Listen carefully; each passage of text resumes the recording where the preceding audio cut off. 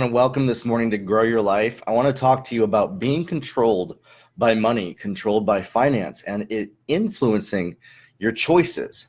I've seen this happen observing businesses, seeing them with clients that I work with, and over the years, I've really made some choices that are contrary to what most people think, and yet when I've studied those that have made $100 million or more, this is exactly what they say, which is interesting. I found the differential is people who make less than $100 million usually don't agree with this concept.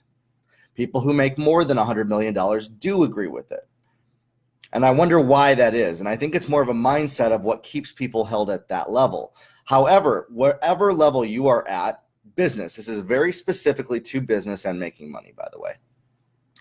If you're making 100,000, 200,000, 500,000, $1 million, or whatever that is, this applies. Are you controlled by the money you make, or do you have control over it? Does it influence your choices? How much you can make influence the choices you do, or do you choose to take control over how you make it?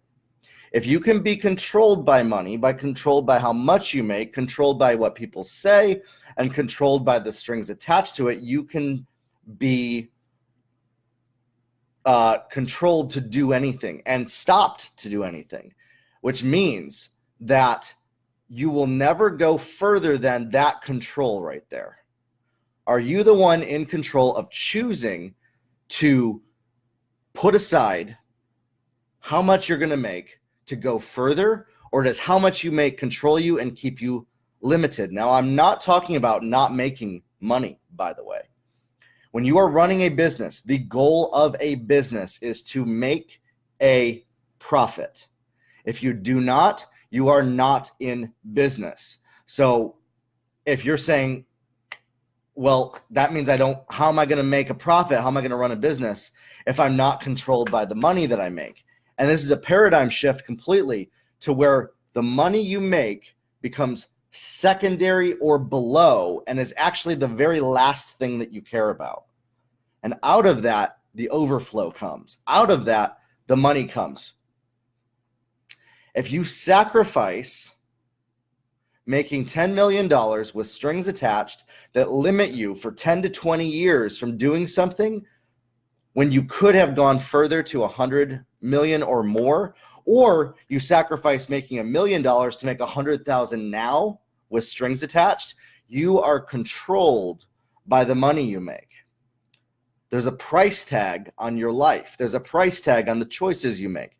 There's a price tag on the influence you have. And you have to shift your perspective to that no amount of money that any human being can give me can control the choices that I make.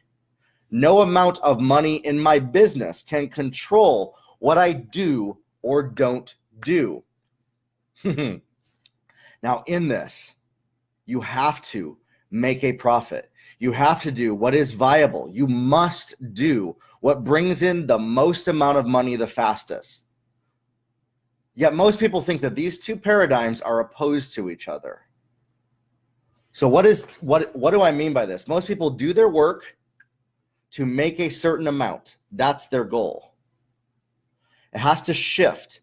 You have to make a certain amount to then do more work above that, to do more.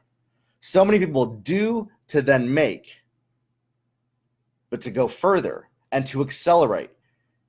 You make this amount so that then that's the starting point. So that then you can go further and do more. So many people look at, I got this contract. They signed the dotted line.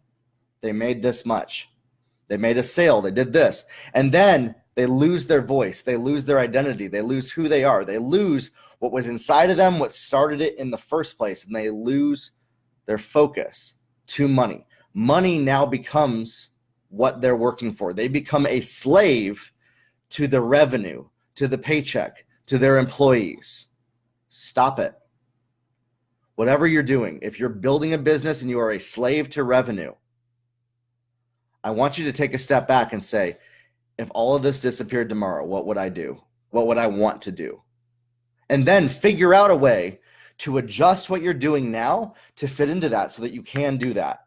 If you can be controlled by a paycheck, by a dollar sign, by an income or revenue stream, and it makes you choose a lesser option for the short term that then has long-term consequences, you are being controlled by money. You are being controlled by revenue. And you're choosing the good at the sacrifice of the great that you've been called to. My friends, I want to tell you, don't do this. I want to encourage you, do not do this. Do not be controlled by how much you can make. Do not be influenced to put a gag order on your life, to shut your mouth, to be silenced, to keep yourself from going after what's been implanted and imparted into you because of how much money you can make in the short term. You must, if you are building a business, make revenue and profit as quickly as possible. I am not saying to not do this, but don't ever make the revenue at the sacrifice of your long-term goals. Don't ever make a profit at the sacrifice of where you're going. Don't ever squander where you are at the sacrifice of that. Now, in this, learn when to cash out, learn when to pivot, learn when to adjust. That's the next level of this. Realize, okay, my goal is this. I've done my time here. This is where, when people sell a company, I saw this the other day. Yahoo was actually offered to be bought by Google for a certain $1 million range, and then they passed up on billions of dollars, and then eventually 20 years later got sold for way less than that. They didn't know when to cash out. They were still controlled by the money they were going to make in the long term. This is what I'm saying. Do not be controlled by revenue.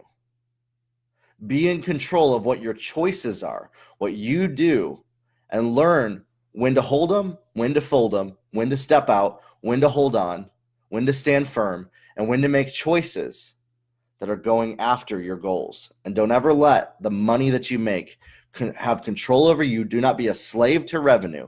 Do not be a slave to income. And yet at the same time, simultaneously, juxtaposed to this, you must hold these two things at the same time.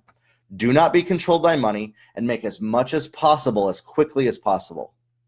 If you can do this, both of these at the same time, to where not being controlled by the money comes above making it, not the other way around, you can go as far as you want and walk out the calling and destiny that God has for you from any starting point, whatever that is.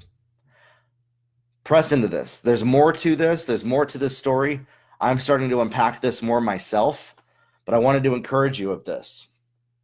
Wherever you're at right now, wherever you're starting at, don't sacrifice the next 5 years of your life, the next 10 years of your life for a paycheck. If you're working a job, don't sacrifice the next 5-10 years for notoriety or ego or influence. Don't sacrifice what you've been called to do for what you can make. Keep your vision higher than that. Your vision must be greater than the monetary goal. The monetary is just a side effect to going after your calling. It is never the goal to begin with. If you have this perspective, you can do great things for your life and in your life. Grow your life, everybody. We'll talk soon.